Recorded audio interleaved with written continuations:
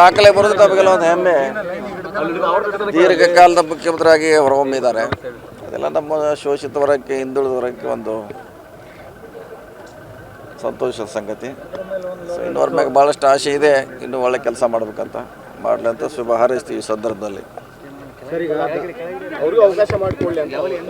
ನಮ್ಮ ಕೈಯಲ್ಲಿಲ್ಲ, ನಾವ್ಯಾರ ಕೈಯಲ್ಲಿ ನಾವೇನು ಮಾಡ್ಲಿಕ್ಕೆ, ನಮ್ಮ ಕೈಯಲ್ಲಿಲ್ಲ. ಯಾರಿಗೆ ಕೂಡಿಸ್ಬೇಕು, ಯಾರಿಗೆ ಇಳಿಸ್ಬೇಕು ಅನ್ನೋದು ನಮ್ಮ ಕೈಯಲ್ಲಿ ಇಲ್ಲೇ ಇಲ್ಲ. ಮಾಡೋರು ಮಾಡಿದ್ರೆ ಅದು ಅವ್ರು ಬಿಟ್ಟಿದ್ದು.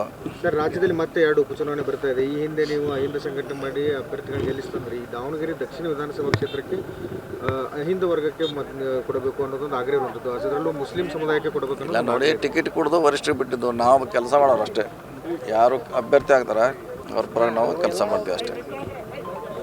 ಓಕೆ ಸರ್, ಒಂದು ಕ್ಷೇತ್ರದ ಅಭಿವೃದ್ಧಿಗೆ ಶಾಸಕರು ಎಷ್ಟು ಒತ್ತು ಕೊಡ್ತಾ ಇದ್ದಾರೆ. ಅದರಲ್ಲೂ ನಿಮ್ಮ ಇಲಾಖೆಯಲ್ಲಿ ನಮ್ಮ ಇಲಾಖೆಯಿಂದ ಹೆಚ್ಚು ಅನುದಾನ ಕೊಟ್ಟಿದ್ದೀವಿ. ಮುಂದೆ ಕೂಡ ನಮ್ಮ ಇಲಾಖೆಯಿಂದ ಹೆಚ್ಚು ಅನುದಾನ ಕೊಡ್ತೀವಿ ಇಲ್ಲಿ. ಸರ್, ಈಗ ಬಳ್ಳಾರಿ ಗಲಾಟೆ ಪ್ರಕರಣಕ್ಕೆ ಸಂಬಂಧಿಸಿದಂತೆ ಆ ಫ್ಲೆಕ್ಸ್ ಹಾಕಿ ಜಾಗ ಏನಿತ್ತು ಅದು PWD ಇಲಾಖೆ ಜಾಗ ಅಂತ PWD ಇಲಾಖೆ ಅಧಿಕಾರಿಗಳು ಅದೊಂದು ಸರ್ವೆ ಮಾಡ್ಕೊಂಡು ಹೋಗಿದ್ದಾರೆ ಸರ್. ಹೌದಾ? ಈಗ ಎಲ್ಲಿ ಪೋಲ್ ಇದೆ ಅದೆಲ್ಲ ನಮ್ಮದೇ, ಅದೇ ಖಾಸಗಿ ಪ್ರಶ್ನೆ ಇಲ್ಲ. ಅದೇನು ನಮ್ಮ ಜಾಗದಲ್ಲಿ ಮಾಡಿದ್ದಾರೆ. ಸೊ ಅದು ಕಠಿಣ ಆಗಿದೆ, ಆಗಬಾರ್ದಿತ್ತು.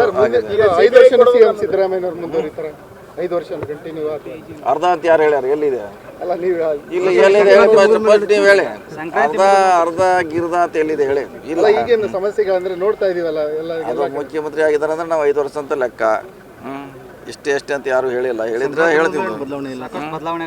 ಮಕರ ಸಂಕ್ರಾಂತಿ ನಂತರ ನಮಗೆಲ್ಲೂ ಇಲ್ಲ. ಎಲ್ಲಿ ಹೇಳಿದಾರೆ ಹೇಳಿ?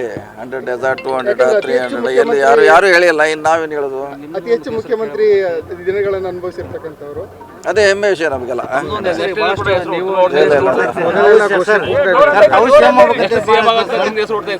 Okay, thank you.